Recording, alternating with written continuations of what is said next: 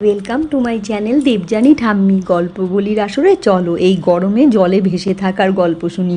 লেখক ইমদাদুল হক মিলন। গল্পের নাম বুলু ও অচিনদ্বীপ।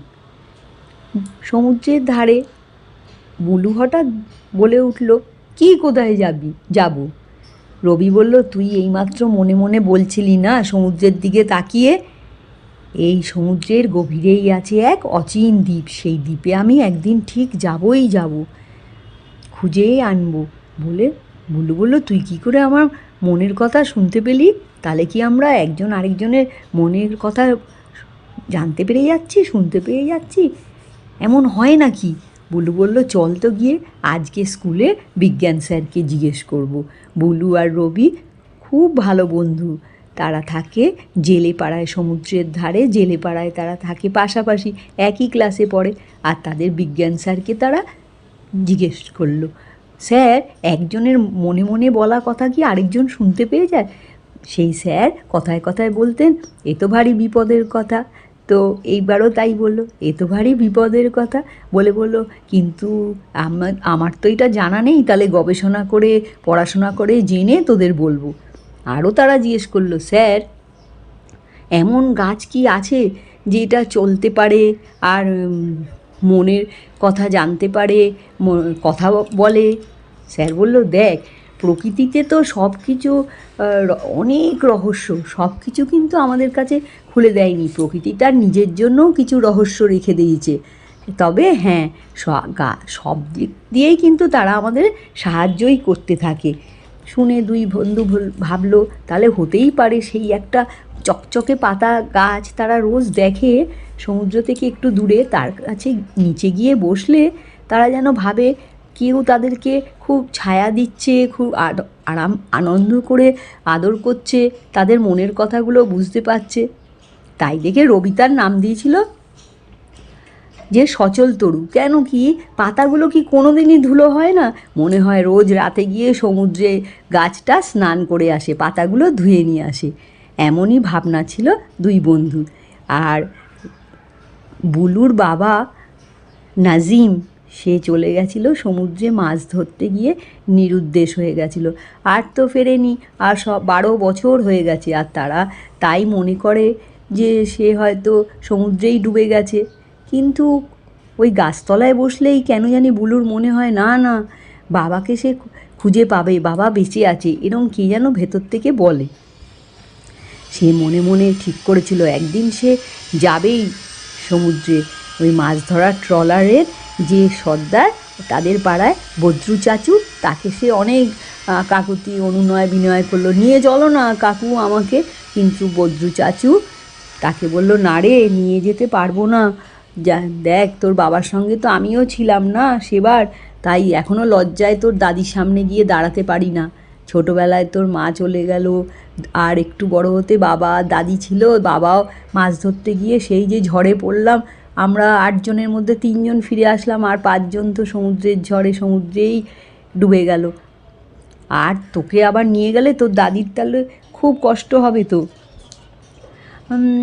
বদ্রু চাচাকে ওরা বিগ ম্যান বলে ডাকে। বিগ ম্যান সত্যি সত্যি স্বাস্থ্যবান বদ্রু চাচা, শক্তিশালী, সাহসী, 6 ফুটের ওপর লম্বা, 1.5 কেজি চালের ভাত খায়, 3 কেজি মাছ মাংস একবারে খায়, আর কোনো ভয় পায় না। তখন বুলু উদাস হয়ে তাকিয়ে থেকে বলল, তাহলে তুমি, আমার বাবা মারা যায়নি, হারিয়ে গেছে, হয়তো বেঁচে আছে, হয়তো নৌকাডুবির পর ভাসতে ভাসতে কোনো দ্বীপে গিয়ে আছে, সেখান থেকে আর ফিরতে পারছে না।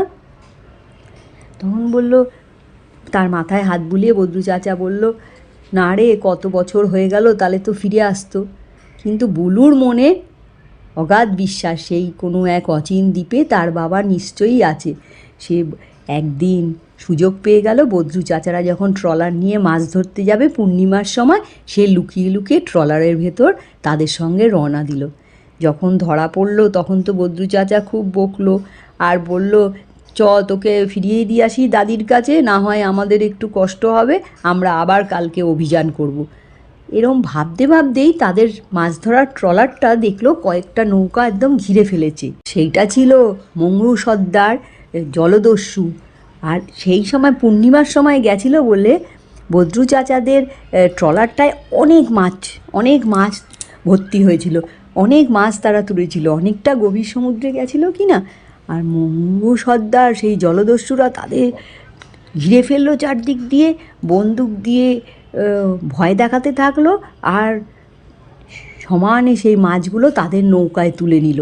আর লাফ দিয়ে যখন তাদের লঞ্চে আসলো, মাছ ধরার ট্রলারে আসলো, ট্রলারে এসে বলল, তোমাদেরকে আমরা শেষ করে ফেলবো। আর এই ছোট্ট বাচ্চাটাকে আবার সঙ্গে নিয়েছো। তখন বদ্রু চাচা তার বড় দরাজ বুক নিয়ে এসে বুলুকে আড়াল করে দাঁড়ালো, বলল, বাচ্চার গায়ে কোনো হাত দেবে না।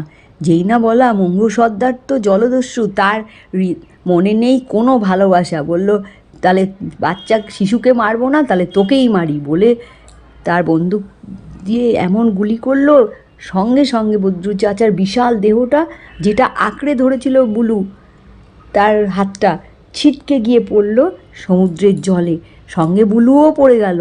আর বুলু দেখতে থাকলো সেই জায়গার জলটা রক্তে লাল হয়ে যাচ্ছে, বদ্রু কাকা আস্তে আস্তে ডুবে যাচ্ছে। তখনও বুলুর খেয়াল নেই যে সে নিজে জলে পড়ে গেছে সমুদ্রে। আর তার মনে হতে লাগলো বদ্রু চাচাকে আর কোনো দিন সে দেখতে পাবে না, তার সঙ্গে আর কোনো দিন দেখা হবে না। ভাবতে ভাবতে সে অজ্ঞান মতো হয়ে যাচ্ছিল, একটা বয়া সে ধরে ফেলেছিল। রাতের বেলা জ্যোৎস্নার আলোয় চারিদিক ভেসে যাচ্ছে, তার মনে হচ্ছে বদ্রু চাচাকে আর দেখতে পাবে না। আর সে নিজে যখন বুঝতে পারলো সে সমুদ্রে পড়ে গেছে, ভাবলো আর তো দাদিকে দেখতে পাবে না, আর তো রবির সঙ্গে কোনো দিন দেখা হবে না। দুঃখে খিদায় অবসন্ন দেহ নিয়ে এরমভাবে কদিন সে জানে না, ভাসতে ভাসতে যখন তার জ্ঞান ফিরল, দেখলো অত্যাধিক গরম লাগছে তার পিঠে কোমরে, আর তাকাতে পারছে না। কিন্তু অতি কষ্টে যখন তাকালো, দেখলো তার মুখের সামনে আরেকটা মুখ, দাড়ি গোঁফ সব নিয়ে। তখন সে বলল, অতি কষ্টে বলল, দেখালো যে জল খেতে চাইছে। সেই দাড়ি গোঁফ ভর্তি, লম্বা চুল ভর্তি লোকটা বদ্রু চাচার মতো শক্তপোক্ত, তাকে কোলে করে তুলে নিয়ে ছায়ায় রাখলো। আর কোথার থেকে দৌড়ে, তার গাটা খালি আর নিচে একটা হাফ প্যান্ট মতো পরা, দৌড়ে গিয়ে একটা নারকেল এনে নারকেলের মিষ্টি জল তাকে খেতে দিল। তখনও এত অবসন্ন, এত ক্লান্ত বুলু যে কোনো কথাই সে বলতে পারছিল না। সে শুধু দেখলো মাথার ওপর ঘাসের ছাউনি আর কতগুলো ডাল দিয়ে জোড়া লাগিয়ে একটা ঝুপড়ি মতো করা, তার মধ্যে ঘাসের বিছানায় সে শুয়ে আছে। এরমভাবে একদিন গেল, যখনই সে চোখ মেলে তাকায় একটু, দেখে সেই দাড়ি গোঁফ চুলওয়ালা লোকটি ঝুপড়ির দরজায় বসে আছে, আর সে জাগলেই তাকে মিষ্টি জল, নারকেলের জল, ডাবের জল এনে দিচ্ছে, আর এক কাঁদি পাকা কলা এনে তার সামনে রাখছে। সেই খেয়ে 1 দিন 2 দিন 3 দিন যেতে যেতে তারপর বুলুর শরীরে একটু শক্তি হলো। তখন বুলু বলল, তুমি এখানে কি করো, একা থাকো কেন? কিন্তু লোকটি কিছু কথাই বলে না, সে শুধু ইশারায় দেখায় খিদে পেয়েছে কিনা। এমনভাবে লোকটি তার জন্য এত বড় বড় তরমুজের থেকে বড় মেটে আলু মাটি খুঁড়ে কীরকম নিয়ে আসে, তার জন্য আগুনে ঝলসে দেয়। কোথায় পায় দেশলাই বাক্স? হ্যাঁ, তখনই তার মনে হলো এই অজানা দ্বীপগুলোতে কখনো কখনো জলদস্যুরা এসে সারাদিন কাটিয়ে টিন, প্লাস্টিকের বোতল, দেশলাই কাঠি, মদের বোতল এইসব ফেলে দিয়ে আবার তারা চলে যায়। এই যে পড়ে থাকা এই দেশলাইগুলি থেকেই বোধহয় লোকটি পেয়েছে, আর জলদস্যুদের দেখে সে ভয়ে কোথাও লুকিয়ে পড়ত। তারপর সেই মেটে আলু, মাছ ঝলসানো, পাকা কলা, নারকেলের জল এইসব খেয়ে খেয়ে আস্তে আস্তে কেমন নির্জন দ্বীপে শুধু গাছেদের সঙ্গে আর এই কথা না বলতে পারা লোকটার সঙ্গে থাকতে থাকতে বুলুকেরও অভ্যস্ত, এক অদ্ভুত জীবন কেমন অভ্যস্ত হয়ে যেতে থাকলো। এরমভাবে কেটে গেল 17টা দিন।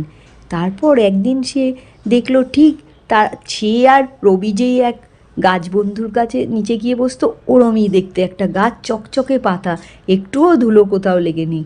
তাই সেই গাছের তলায় গিয়ে বসলো।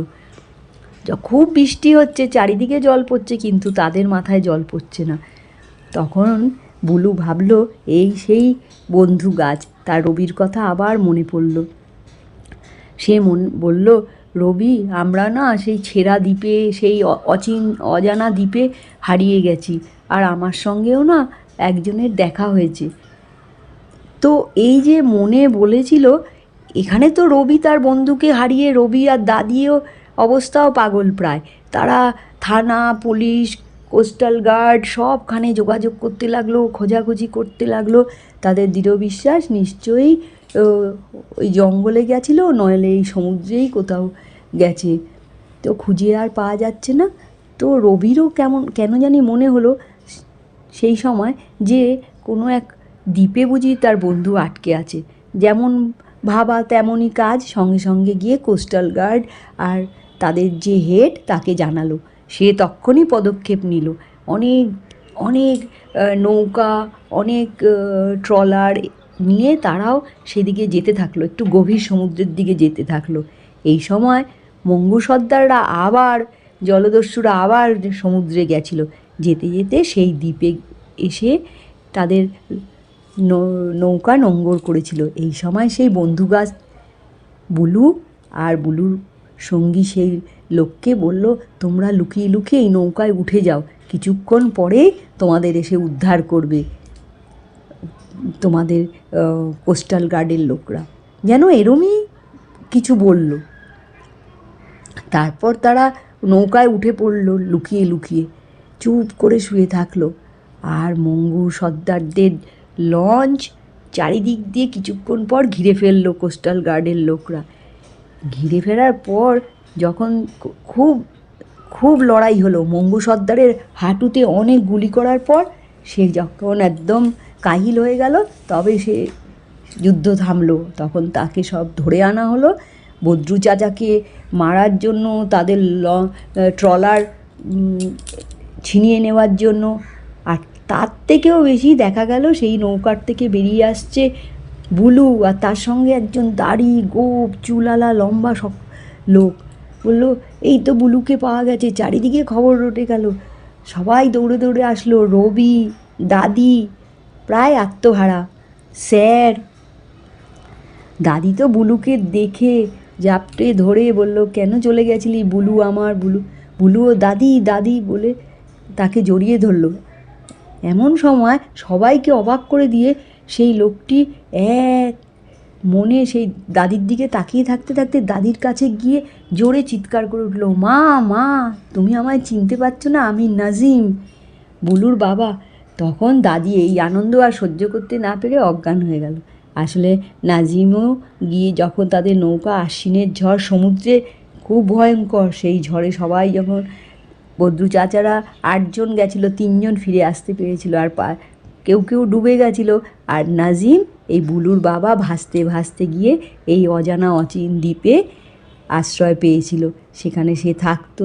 এক অদ্ভুত জীবনে সে অভ্যস্ত হয়ে গেছিল।